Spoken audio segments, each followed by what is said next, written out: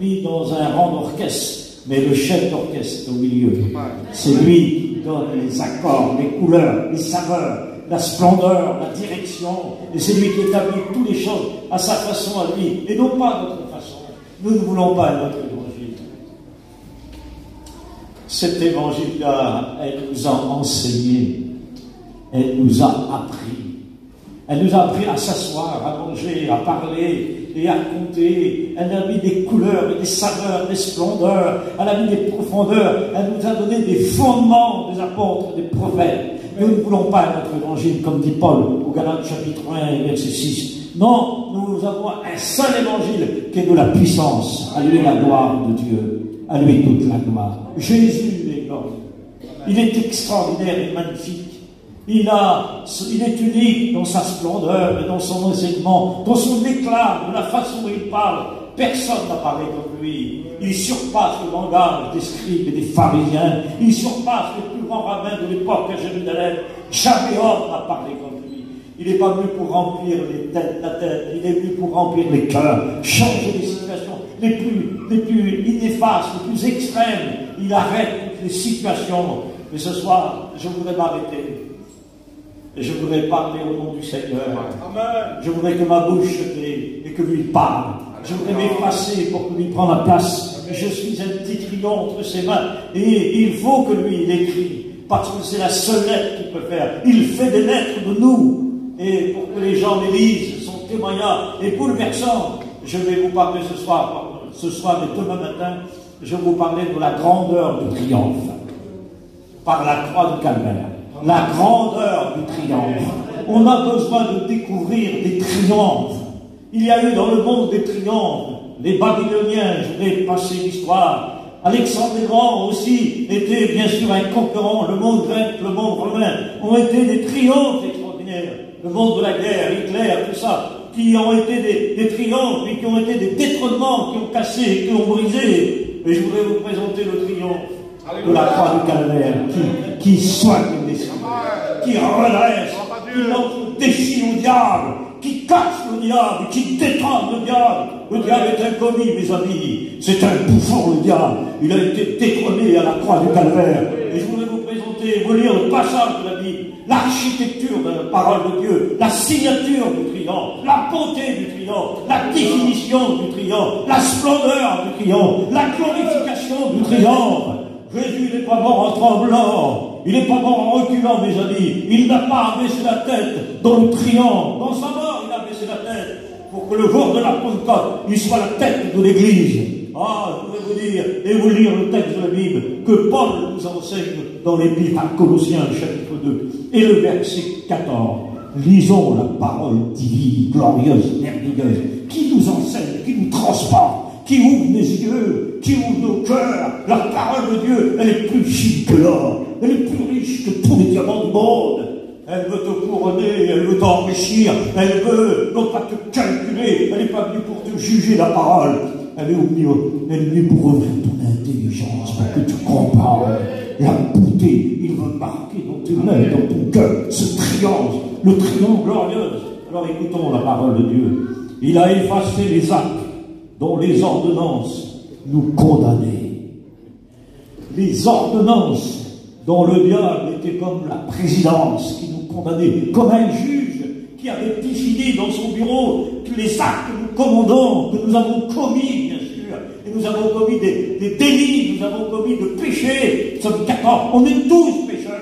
Et Dieu a renfermé tous les hommes, l'humanité, la race humaine, il les a renfermés dans la désobéissance, bien sûr, pour que Jésus vienne et remporte la victoire pour nous sauver. Mais il a effacé les actes.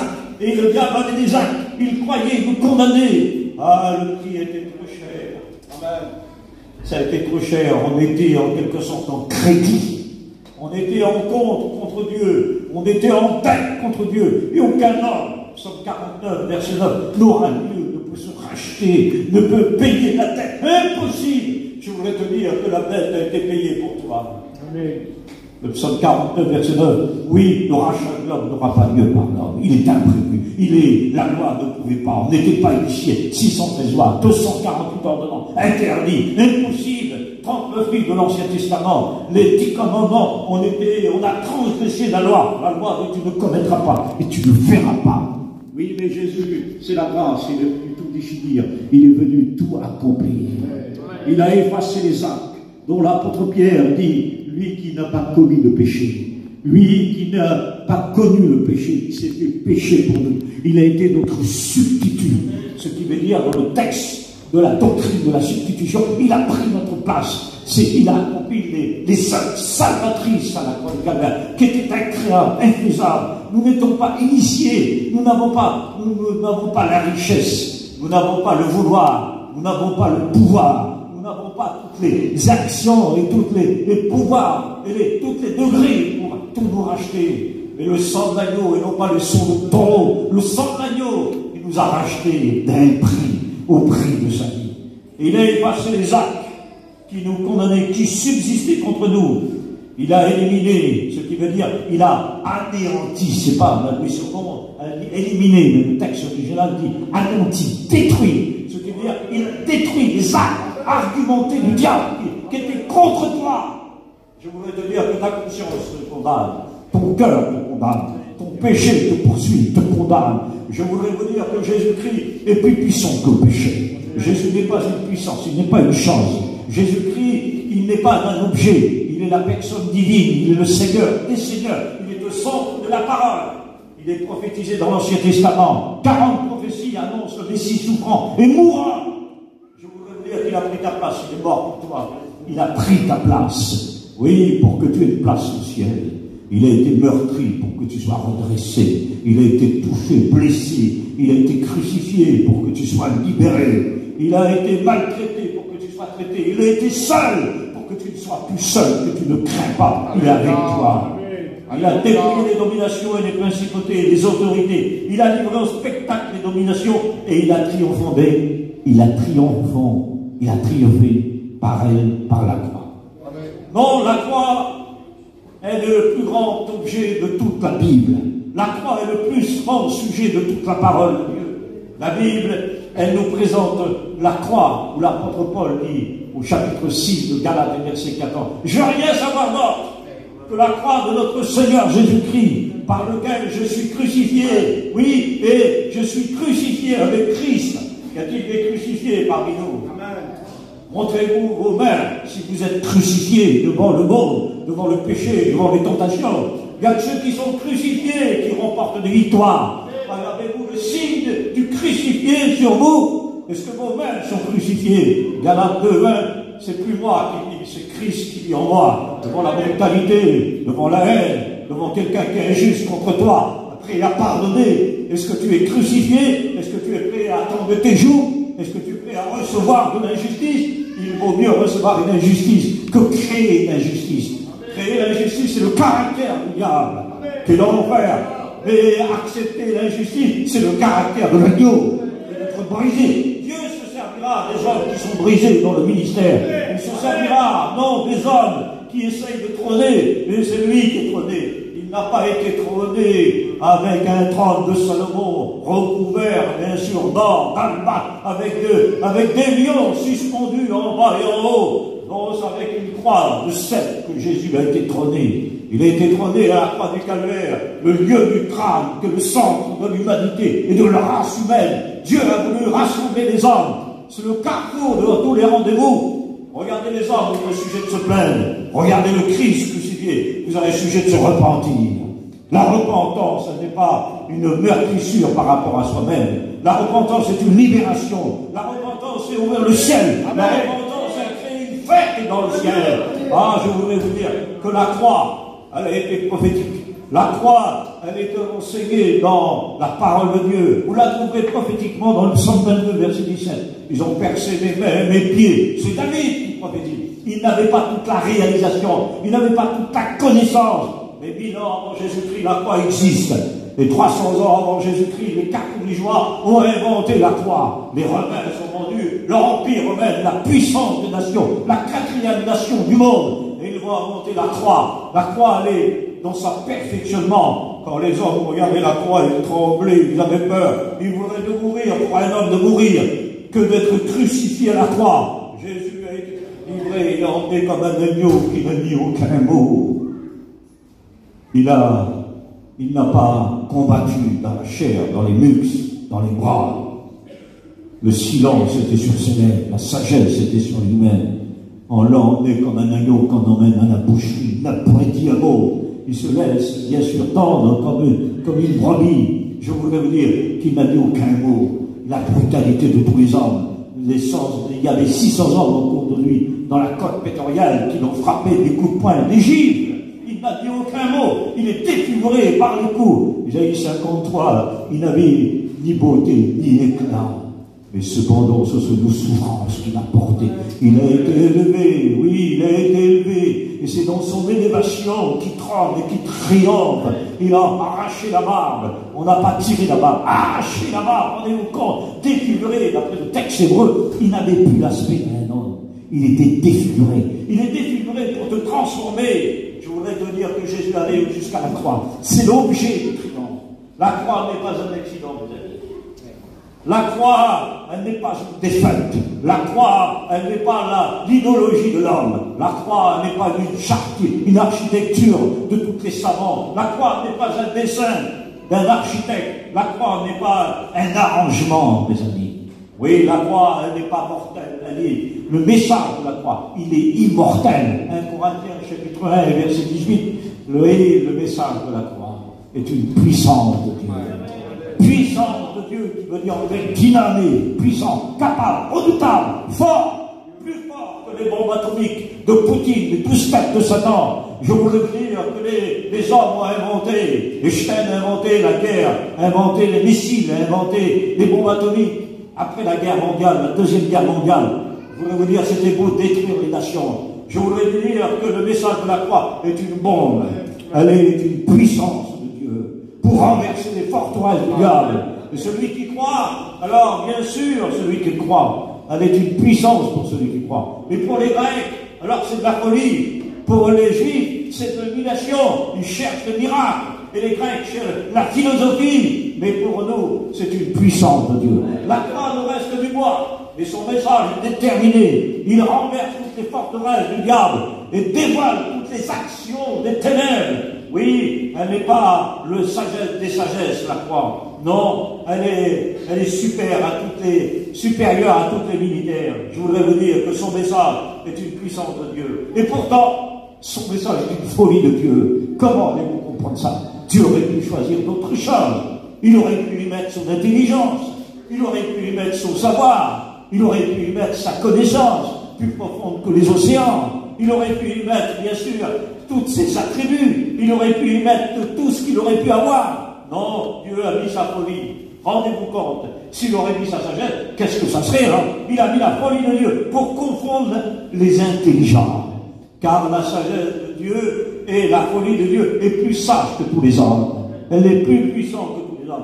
Elle est la croix et le paratonnerre de Dieu, son message. Le message de la croix et pas la croix. Il nous reste du bois. Oui, les religieux portent la croix sur eux.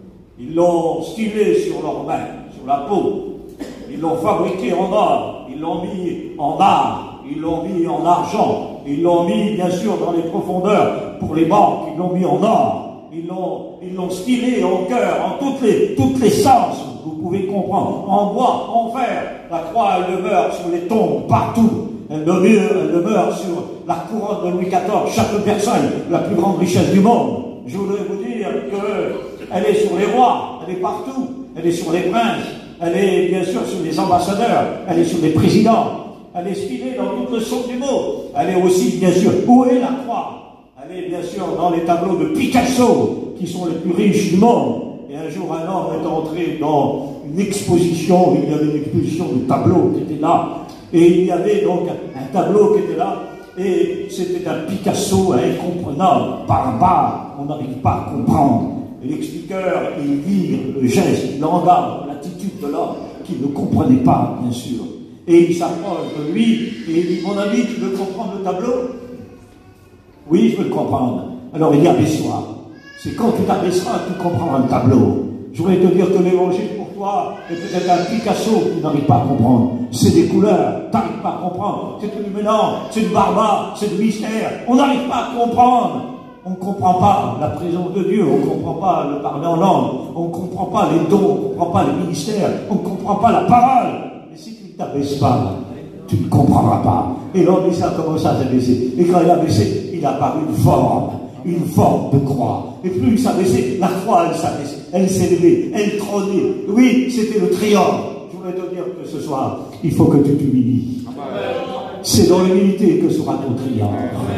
Jésus a été élevé, il a été abaissé, mais il est élevé. Ton humilité sera ta bénédiction, ton humilité sera ta direction, ton humilité sera ton couronnement, ton humilité, elle sera, oui, ton approbation. Mais l'orgueil va te terrasser, te faire mal, elle est un poison du diable. Et si tu t'humilies devant lui, alors tu verras combien il t'élèvera. Ah, lui, la gloire. Ça nous paraît incompréhensible. Mais la croix, son message est un paratonnerre contre l'ennemi. Ami, approchez-vous de la croix. Venez sous le paratonnerre de Dieu. Venez sur le message de Dieu. Oui, il faut gravir la croix. Il faut gravir la croix. Il faut que la croix soit plantée dans ton foyer. Elle soit plantée dans ta vie. Ah, les les messagers de la croix, les messagers, il a de la haine contre les prédicateurs qui annoncent la croix. Ah, gloire à Dieu, parce qu'il y a des messagers qui sont remplis de la croix, qui sont remplis du Christ, qui sont imprégnés, qui ont les mains percées, qui ont les mains crucifiées et percées. On n'arrive pas à comprendre. Il y en a qui veulent comprendre l'Apocalypse, mais ils n'ont même pas compris la croix, mes amis. Il faut comprendre la croix pour comprendre l'Apocalypse. Il faut comprendre le Christ pour comprendre l'Antichrist. Il faut comprendre le Christ pour comprendre le diable. Oui, tu peux combattre le diable sans le crucifier, sans le ressusciter. Mais il va te dévorer, il va te détruire, il va te casser, il va te déguiser, le diable. Ah, je voudrais te dire que le diable est plus puissant que toutes les bombes atomiques au monde. Il n'y a aucun lion, il n'y a aucune bête qui peut se mettre à côté du diable. Il est plus fort que le serpent d'Australie. C'est le serpent le plus fort du monde, en Australie. Il est 400 fois plus fort que le cobra. Tu veux combattre avec le diable, avec ce que tu as, avec ton péché, ta misère. Après Jésus-Christ, tu vas voir comment tu vas le casser, comment tu vas le briser, qui va le détruire. Ah, je voudrais te dire que son message est un paratonnerre. Il révèle les cœurs des hommes. Il va jusqu'à pénétrer ceux qui ont la mort spirituelle. Il va jusqu'à purifier son message pour relever toutes les défis. Ah, elle rappelle le triomphe de l'ennemi. Mais la croix nous rappelle bien sûr celui droit. Mais Christ crucifié, c'est quelque chose d'extraordinaire. Je vais aller plus loin pour que nous puissions comprendre. Oui, le triomphe s'introduit par la beauté de la parole. Oui, le triomphe. Comment vous allez comprendre le triomphe, enfin, si je ne vous explique pas? Si personne ne m'explique, comment je vais le comprendre? Eh bien, dans Genèse 3:15, c'est la première prophétie. Il y a 1527 prophéties dans la Bible. Quand Jésus est venu, il a accompli 300 prophéties. Il y avait bien sûr 40 prophéties de Messie souffrant. Si vous voulez, je les cite, mais je ne veux pas être un ordinateur, je ne veux pas être une machine. Je veux être comme de l'or dont l'huile coule. Je veux être le canal de la bénédiction. Non seulement quand je prêche, mais quand je suis dehors. Il faut que ma vie soit plus forte que mes paroles. Je deviens une prédication vivante à travers les foyers et à travers les échelles, à travers les maisons que Dieu nous donne. Oui, il est venu créer la prophétie de Genèse 3:15. Dieu a dit, voici la postérité. Bien sûr, c'est le Messie. Il parle du Messie. Il sera blessé au talon. Bien sûr. Mais tu écraseras la tête. Et là, le Messie est proclamé alors que l'homme a péché déjà. Genèse 3, l'homme a péché. Mais le prophétie, elle est déjà prévue. Le Messie est déjà prévu. Il y a quelque chose de prévu pour toi. Amen. Il y a quelque chose de meilleur pour toi. Il y a 4000 ans en arrière, une prophétie avait pris naissance comme un flambeau, comme une lumière dans une lampe. Elle était là, elle était tenue là. Elle a pris sa splendeur, elle a pris sa détermination. Et les prophéties se sont succédées les uns les autres. Et le mot écrasé, et tu l'écraseras la tête. C'est quelque chose de particulier. Le mot écrasé en hébreu, ça veut dire broyer, écraser. En hébreu, ça veut dire frapper du marteau. Je voudrais te dire que le diable a été broyé. Il a été frappé par le marteau de la parole. Il a été frappé par le talon du Christ. Savez-vous que Jésus est habillé de chaussures d'esclaves? Savez-vous que les esclaves marchaient bien sûr du pied? Savez-vous que les sacrificateurs, ils avaient des chaussures en fil d'or? Savez-vous que Jésus avait une tunique sans couture? Connaissez-vous les habits de Salomon, d'Absalom, l'homme le plus beau du monde? des tissus avec des fils d'or, de royauté, de majesté, des éclats. On se tournait pour regarder seulement l'homme le plus beau du monde, Absalom, 2,50 m, ses cheveux de long, 2 kilos. Il avait des splendeurs que Paris Match, que tous les caméras du monde se tournaient. Et Jésus n'avait pas d'éclat. Il n'avait pas à l'extérieur, il n'avait pas quelque chose qu'on pouvait attirer les regards. Non, il n'avait pas à attirer les regards des vitrines. Mais quand Jésus regardait la femme qui était courbée, il dit, femme, tu es délivrée de ton infirmité.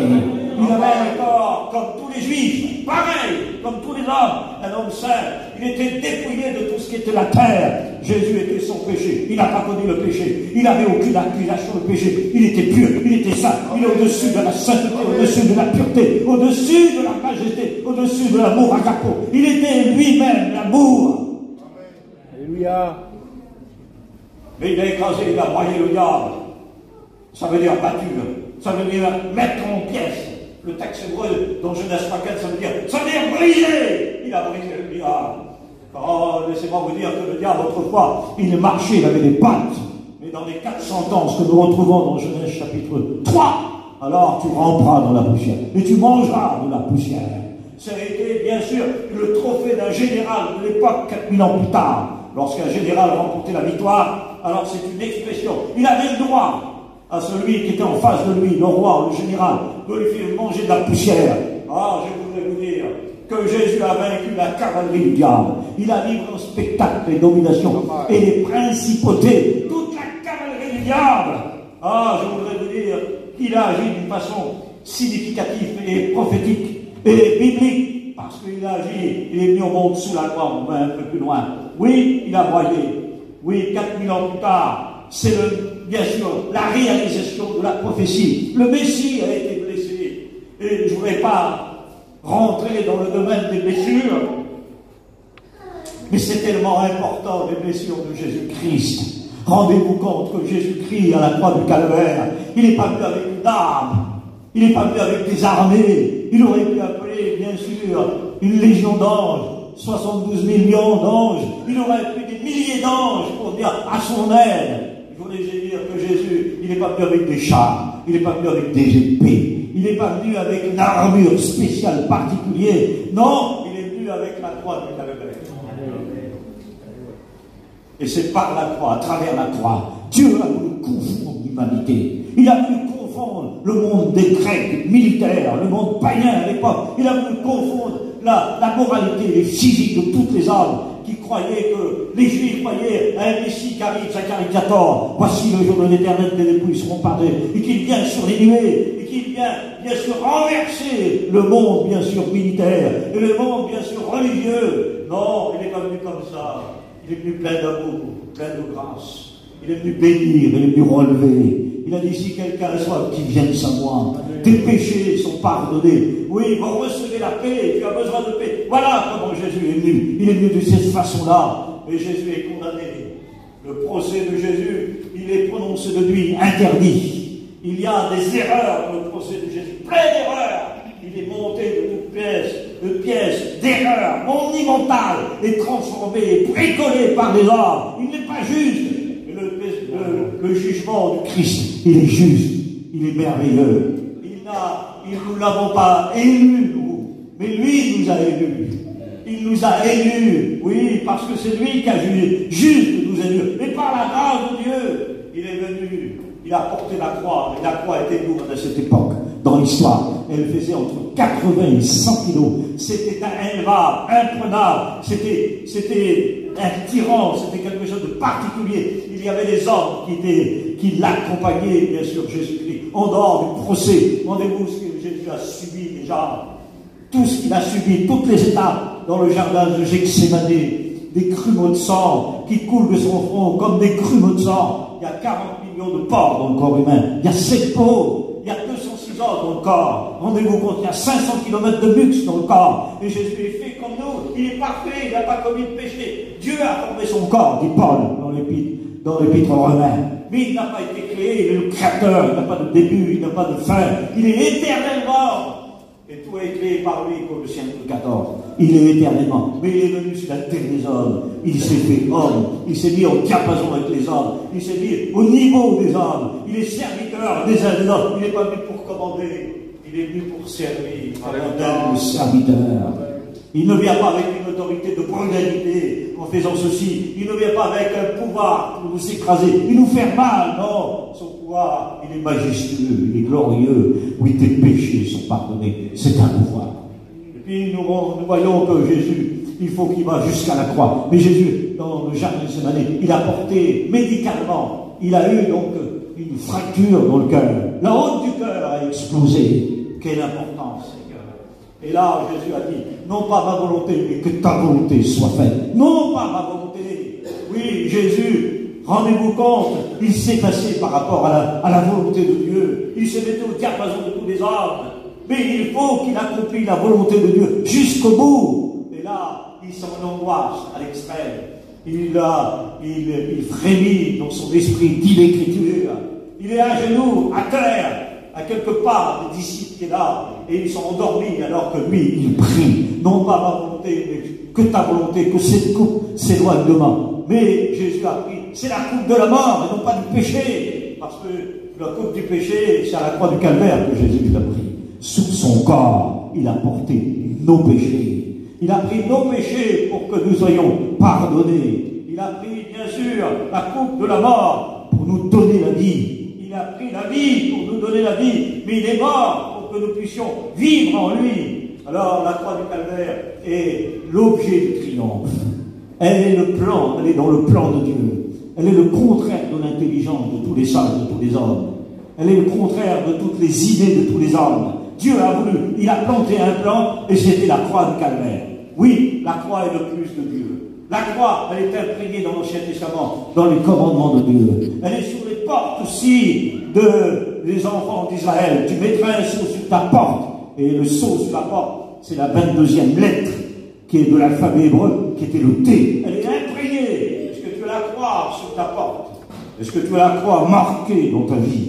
Est-ce qu'elle est imprégnée en toi? La croix, ce n'est pas une influence, ce n'est pas un pouvoir. La croix, elle n'est pas la croix illuminée, elle n'est pas bien sûr une autorité. C'est son message qui nous libère.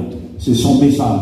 Quand le diable regarde la croix, il a vu son tremblement, il a vu sa défaite. Quand le diable, les démons regardent la croix, alors ils ont vu qu'ils ont été bien sûr en défaite. Christ a remporté la victoire sur les manœuvres du diable et sur bien sûr, sur toutes les actions. Il est apparu pour ôter, bien sûr, le péché de l'humanité. Et quand Jésus arrive à la croix, je vous explique et je ferme la parenthèse parce que le temps n'a pas été donné, mais je voudrais vous dire que le plus important, savoir que Jésus-Christ est mort pour nous et qu'il est ressuscité. Jésus a resté 6 heures entre ciel et terre.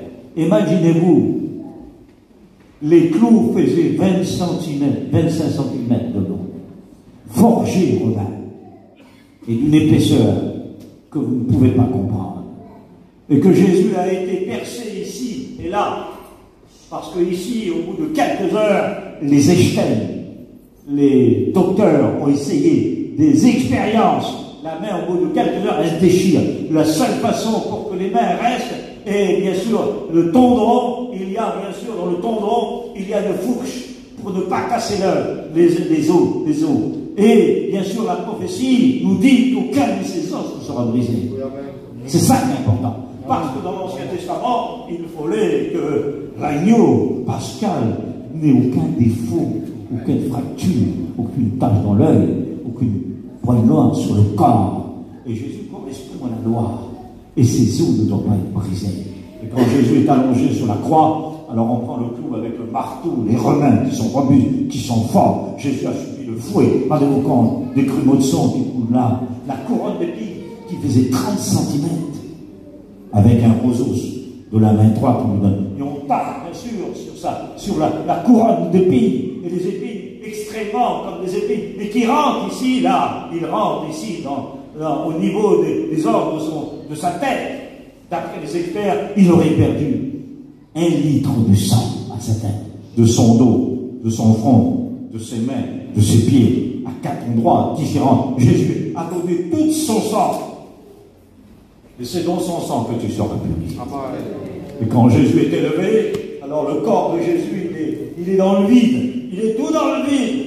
Il est tenu par les clous, bien sûr, son corps. Il est dans le vide. Mais les clous ne le retiennent pas, mes amis. Parce que c'est lui que vient tout pouvoir. Il t'a été donné de mon Père, Pilate. Et c'est pas toi, tu n'as pas l'autorité. Tu es un gardien, tu es un garde, bien sûr, de César. Tu exécutes les lois de César. Et Pilate dit, Ecce homo, voici l'homme. Jésus est couronné. On change son vêtement, on met un vêtement de pourpre, mais sur couleur rouge que le militaire avait. Et Jésus, et bien sûr, et là, déjà couronné de souffrance, défiguré, il faut qu'il va jusqu'à la croix. Et quand il monte à la croix, quand on le met à la croix, alors Jésus est élevé, son corps, bien sûr, et dans le vide, il se passe quelque chose de particulier. C'est que les clous le retiennent. Et pendant 6 heures. Ça fait combien de poids, ça? Chaque côté, ça fait 80 kilos, d'après les experts. 6 heures, des mains comme ça.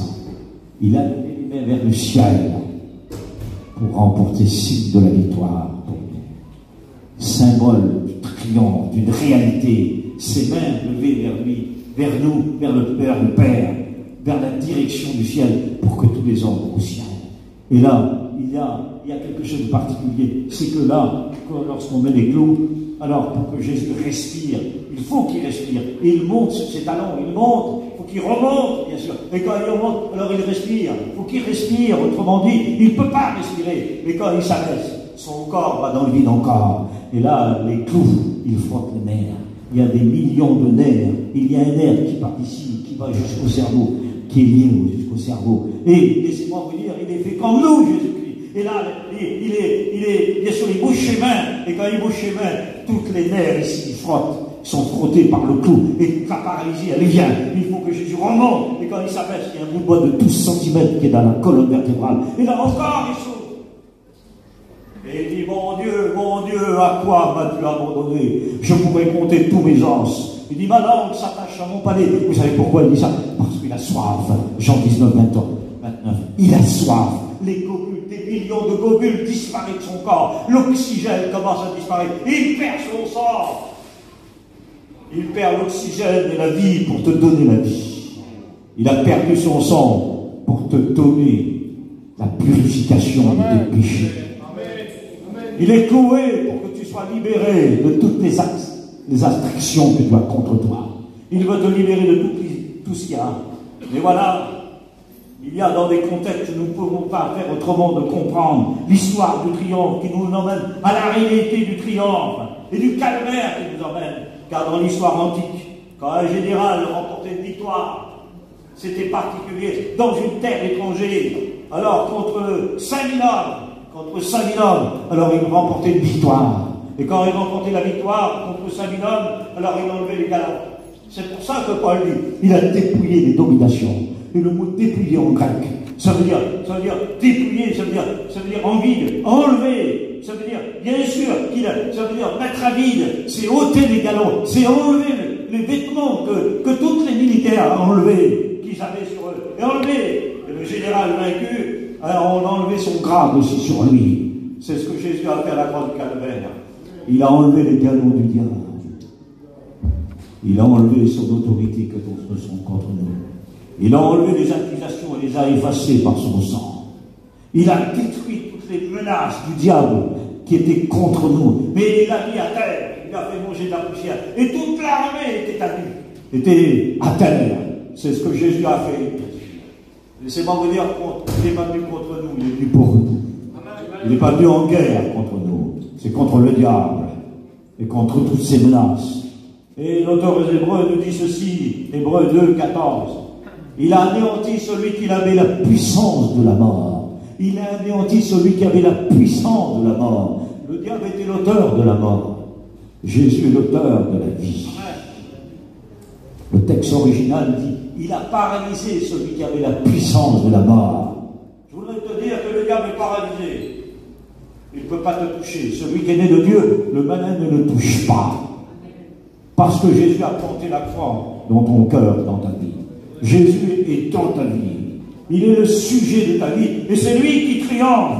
et qui a paralysé celui qui avait la puissance de la mort. Et notre version dit, il a exhibé toute une armée, il a exhibé celui qui avait la puissance de la mort. Et notre version, il dit ceci, il a mis, bien sûr, il a ôté le dard, celui qui nous avait piqué comme un dard. Ça veut dire que, bien sûr, que le diable a piqué la race humaine. Mais Jésus, il a enlevé la meurtrissure, il a enlevé la piqûre, il a enlevé le dard que le diable nous a piqué et qui nous a fait mal. Je voudrais te dire que ce soir, tu es piqué par le dard. Tu as été piqué par le diable, par le scorpion. Le venin du serpent est venu jusqu'à toi. Il est monté dans tes veines, il est monté dans ton cœur, il est monté jusqu'au cerveau. Il y a des choses que je voudrais que tu règles dans ta vie. Je voudrais que changer les situations qu'il y a dans ton cœur. Je voudrais enlever les ténèbres qu'il y a chez toi. C'est à ton cœur que je parle ce soir. Je suis le triomphe, je suis le grand triomphe, je suis le vainqueur. Je veux rendre ton foyer libre. Je veux mettre de l'ordre chez toi. Je veux balayer les ténèbres qu'il y a chez toi. Je veux mettre la lumière qu'il y a chez toi. Je sais que tu n'as pas de paix dans ton esprit. Je sais qu'il n'y a pas de paix chez toi. Et tu es en désordre. Il y a des divisions qui sont chez toi. Je ne te connais pas, mais le Seigneur t'attend de parler. Il veut mettre ton mari, l'emmener et elle, et les rétablir, les unir ensemble. Je bénirai ton foyer, je bénirai tes enfants. Je sais que tes enfants sont rebelles contre toi. Ils ne t'écoutent pas. Ils n'ont pas le sens, ils ont perdu la moralité. Ils n'ont plus l'honneur d'un père et d'une mère. Oui, tu es d'une sécurité. Tu es vautré dans des situations que tu ne comprends pas. Tu es à l'extrême de ta vie. Je voudrais te dire que tu portes le deuil. Tu as le deuil en toi. La mort est près de toi. La mort est autour de toi. Mais moi, je suis la vie. Je vais te donner la victoire. J'ai arraché le diable, j'ai cassé l'ennemi, j'ai renversé le général qui se croyait vainqueur. Je veux le détrôner. J'ai enlevé les canons du diable. Je veux t'aimer. Je veux que tu sois vainqueur. Je veux te donner un caillou blanc ce soir. Ne crains pas, je suis là. Ne crains pas. N'aie pas peur. Ne tremble pas. Je veux te donner le paix. Amen. Adieu. Je sais qu'il y a des souffrances en toi, il y a des plaies qui sont en toi. Il y a une blessure que personne ne peut te guérir. Ne suis pas le Seigneur pour guérir ta blessure. Je suis là pour te donner des éclats.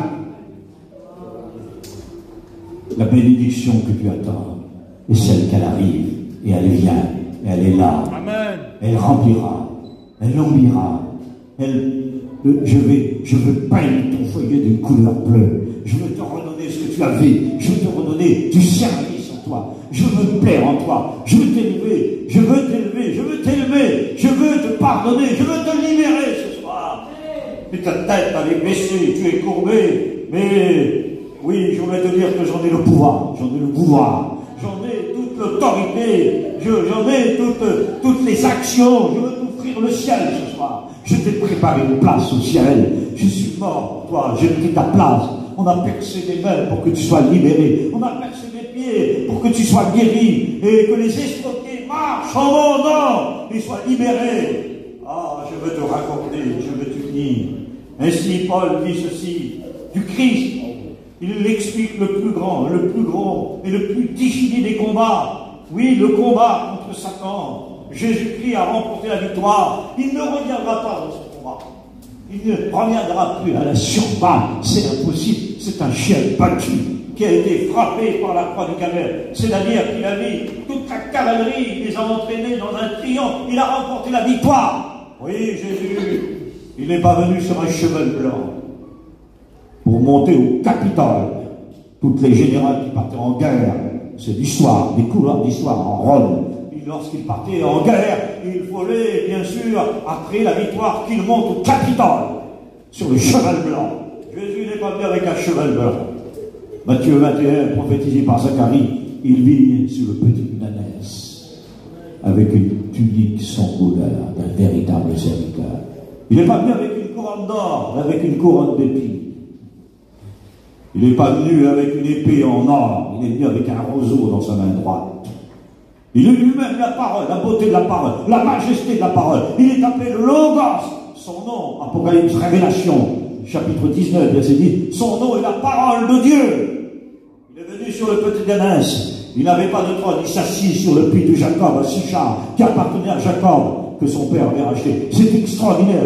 C'est là que le Samaritain a été bouleversé. Le puits faisait 29 mètres de profondeur. Il avait une profondeur. Il appartenait au patriarche de l'Ancien Testament. Je voulais vous dire que Jésus s'est assis. Il est assis sur un puits. Quelle sagesse, quelle majesté. Il n'avait pas de rang social. Il n'avait pas de constellation de titre particulier. C'est le fils du charpentier, Luc 4, et verset 18, et verset 30, verset 19. Il dit, cette parole que vous venez d'entendre est accomplie du prophète Isaïe. Comment l'accomplit, n'est-ce pas, le fils du charpentier? Il n'avait pas d'apparence. Il surprend les hommes qui sont là de loi, des scribes et des pharisiens, dans les synagogues. Il y avait 500 synagogues à l'époque de Jésus. Il vient accomplir la loi. Il vient réaliser la prophétie d'Isaïe 61. L'Esprit du Seigneur est sur moi. Il s'assit. Il change le verdict des hommes. Il s'assit. Verset 20 de Luc 4. Et il enseigne assis. Rendez-vous compte. Il bouleverse les hommes, les scribes, qui connaissent la loi. Il n'a pas pris la loi, mais il la connaît par cœur.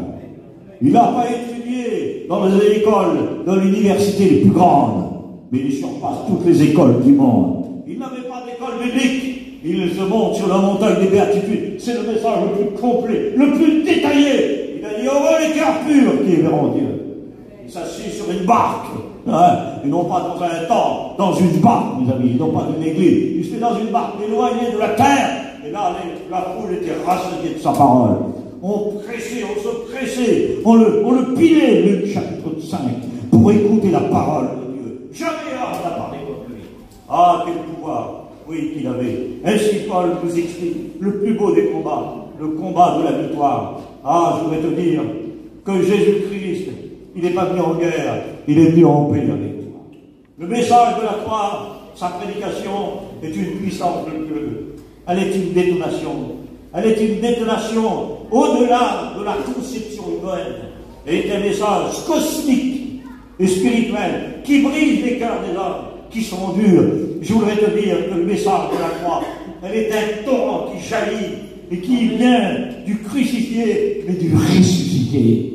Ah, je voudrais te dire que le message de la croix, il fanise, il est fascinant. Il a bouleversé toutes les hommes qui ont été de la partie politique, les historiens. Il n'y a pas un homme. Il a fracassé, bien sûr. Il a fasciné tous les plus grands tableaux, comme les Picasso, tous les hommes, les ministres, les présidents, les dirigeants. Napoléon, il a dit ceci, en touchant la Bible avec l'esprit. Je ne me lasse pas de le lire, la Bible.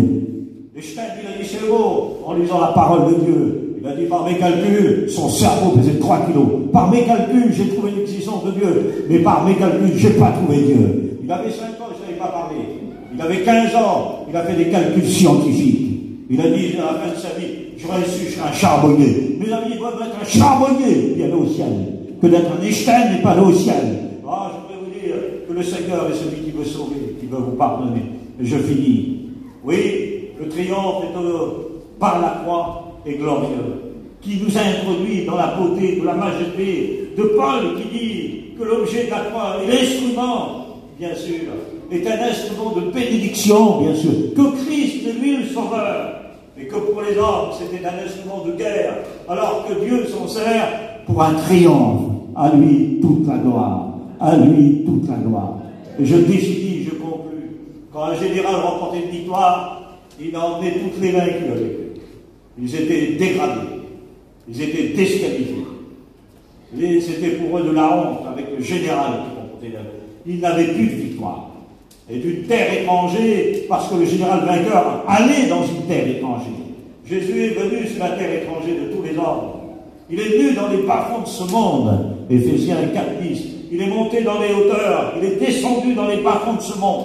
Jésus n'a pas été dans le séjour des morts, mes amis. Il n'y a pas de salut après la mort. 1539, le purgatoire.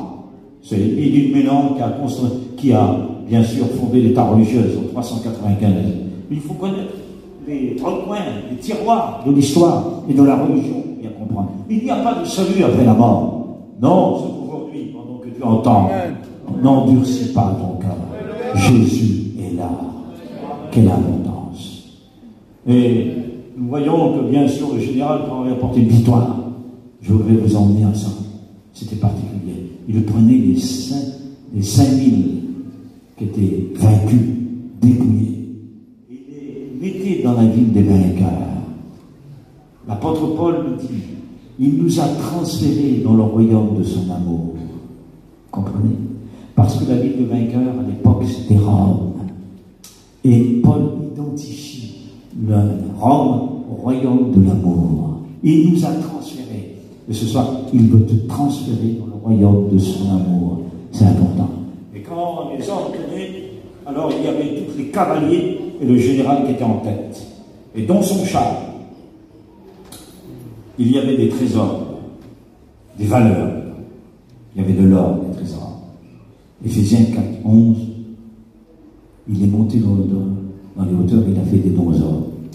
Et l'apôtre Paul, donc, illustre aussi, parce qu'il pense au couloir de l'histoire. C'est le général qui venait à Rome et jetait de l'or, jetait des trésors, des cadeaux, partout. Tous les hommes étaient là, parce que toute la ville était ornée de prêtres, habillés de blanc. Toute la caisse était là. On sonnait de la trompette. Les Romains sonnaient là. Et César était sur le trône. Et il attendait son général qui arrivait. Je voudrais vous dire que Jésus, après avoir remporté la victoire, il est monté dans l'auteur. Il est reçu par Dieu le Père. J'ai fait ce que tu m'as demandé. Et il a fait des dons aux hommes.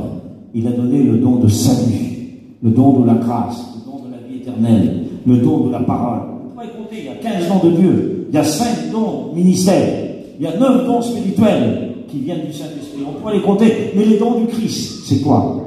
Il a fait les uns comme apôtres, prophètes, docteurs, évangélistes, pasteurs, pour l'édification du corps du Christ. C'est extraordinaire.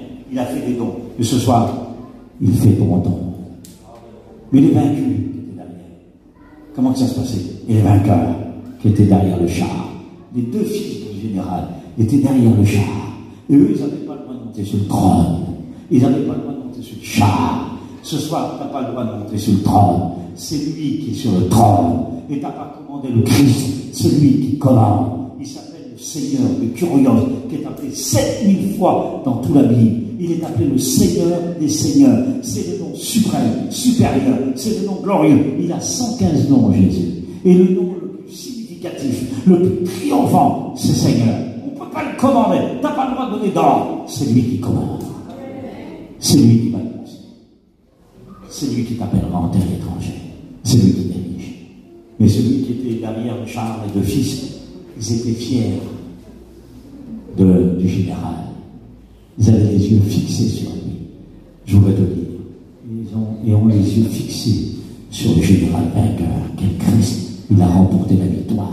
Ils ont les yeux fixés sur le chef consommateur de notre foi. Mais les vaincus, qu'est-ce qu'on faisait? On les parfumait d'un parfum, d'un poison que vous ne pouvez pas comprendre. C'était un poison, de sorte que la foule qui était de droite et de gauche, c'était intenable, c'était un poison. C'était des vaincus. On les parfumait. Je voudrais te dire que les vainqueurs, ils étaient parfumés d'un parfum. Comment que ça se faisait dans l'histoire? On va en jeter des fleurs. Des milliers de fleurs devant les chevaux du vainqueur, du général. Et c'est les talons du cheval qui brisaient les fleurs. Et l'odeur des fleurs, elle est tombée sur les vainqueurs. Je voudrais te dire que Christ a écrasé le diable sous son talon. Il l'a mis en miettes, en croix. Mais il doit te parfumer de la vie. Pour que tu aies la vie, ceux qui ont la mort autour, et la vie aussi. Et qui voient que tu es parfumé. Il y a des maisons qui n'ont pas de l'odeur. Il y a des maisons qui sont humides. Il y a des maisons qui n'ont pas de parfum. Je voudrais te dire, brise ton cœur, brise ton parfum, brise ton cœur. Il y a le parfum des valeurs et toute ta maison sera répandue d'un grand parfum. Jésus est ton vainqueur. On prie le Seigneur. Gloire à Dieu. Te bénissons, Seigneur. Te rendons grâce.